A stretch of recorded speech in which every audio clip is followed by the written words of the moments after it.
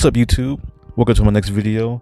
In this video, I'm going to be showing the anatomy of the muscles, and in this particular style I'm going to try to focus on the style from that TV show Baki the Grappler, and also Kengan. Kengan has like kind of a similar style with the muscle structure, as far as like having the extreme details and the muscles are just overlapping like crazy.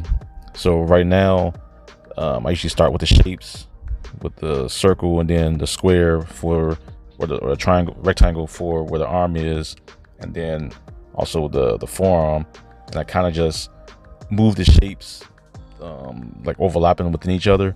And you have to also keep in mind that you have to have let's say anatomy books with you at all times, so you can kind of go back and forth in between them.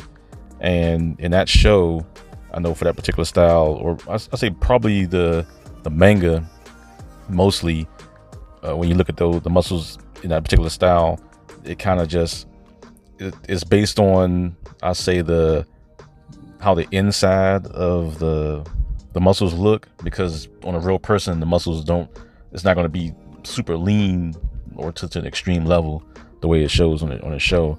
So you're kind of just using what muscles they show within the skin, and you're kind of just like exaggerating a little bit. I mean, even if you see the book, like you'll see some of the muscles are kind of a little bit over exaggerated.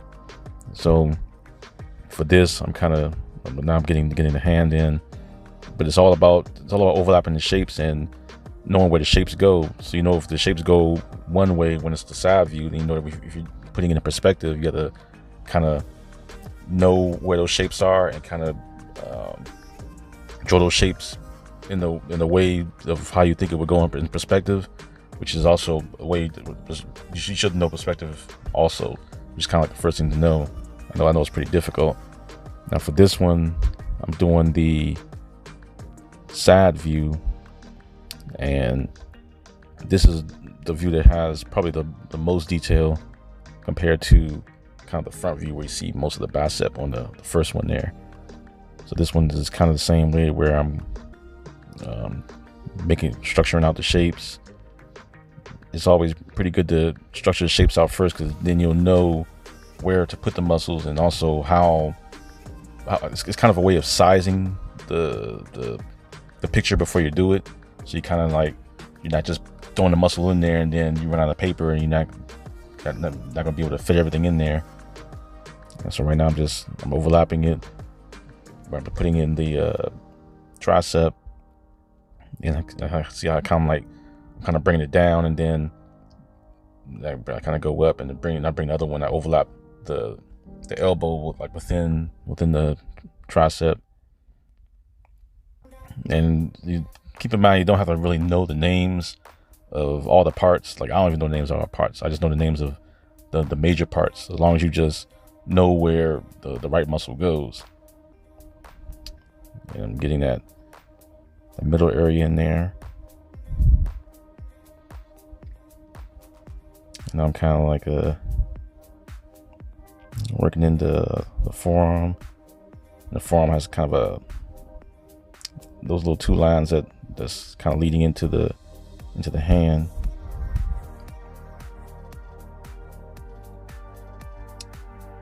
I'll get that finishing off. So I'm just basically finishing off, making the lines a little bit darker so you can kind of see it.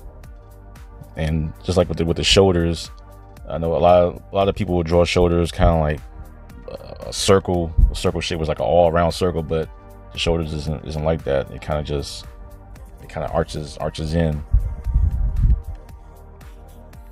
Time for this next one, I'm kind of going in the kind of a perspective route. I know it might be harder for some to do if you're practicing off of this, but I wanted to kind of do this to kind of show how this would look if you were to do it in perspective with the arm raised. So I'm doing it the same way, where I make the circle first, and then I make the box shape in, but it's showing in the perspective way, where I'm pulling it out, which you'll see. I kind of overlap the forearm over top of the other shape, which is kind of a trick in the eye and the foreshortening. And also I put the hand in there. And most of the time, don't avoid those hands. I know if some of you are watching it and that are beginning artists, like don't avoid those hands. You can throw those hands in there every once in a while to get practice in that also. Now this is where you kind of figure out where each shape is.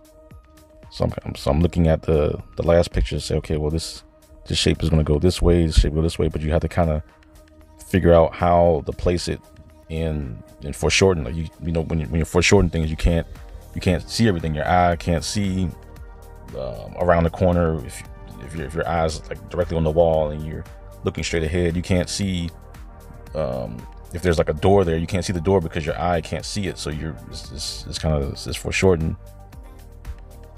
So if your arm is raised, your eyes looking straight, your eye can't see above the muscle like it is in the second picture. So you have to kind of figure out what you kind of will see if it's foreshortened like that.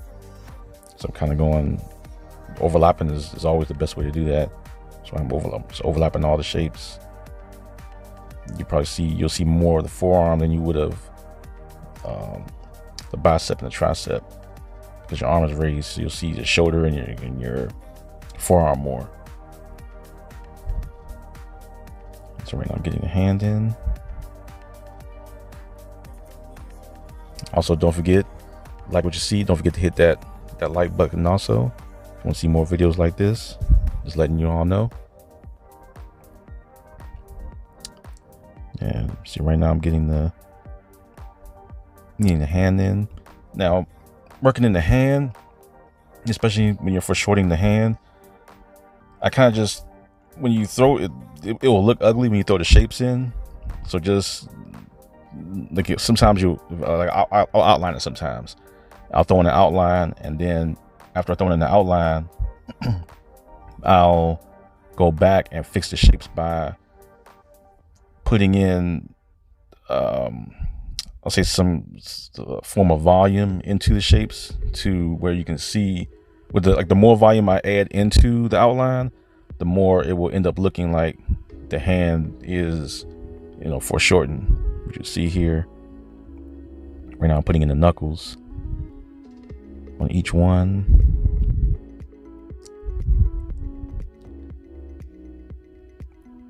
And right now I think this is where I start to do that, where I'm adding circles. That's kind of like adding that circle lets you know that it gives a little more volume, so you know that, okay, this is a circle here. So when I shade it, you kind of follow that circle path, which kind of, I guess it kind of shows your eye. Because sometimes if I'm drawing as an outline, my eye tends to see it as an outline. I have to put in those shapes within the form to kind of get my eye to believe that it's a full shape. So sometimes I throw that in there, especially when I'm getting to the shading, which you probably have seen in the thumbnail also.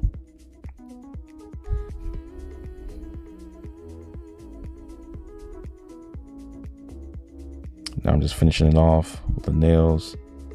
Sometimes the nails can get tricky too.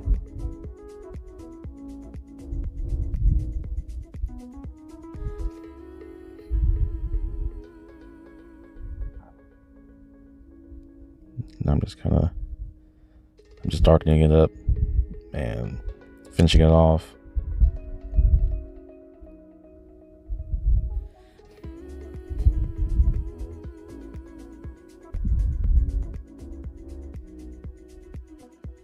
All right, and that's it for this video. And don't forget to hit that like button if you like what you see, and I'll try to put out some more content like this. I know I'm getting a lot of requests to put a lot more tutorials, and I'm trying to get them out there. I know everyone's dealing with the virus, and we'll see what happens. Everyone take care and stay safe.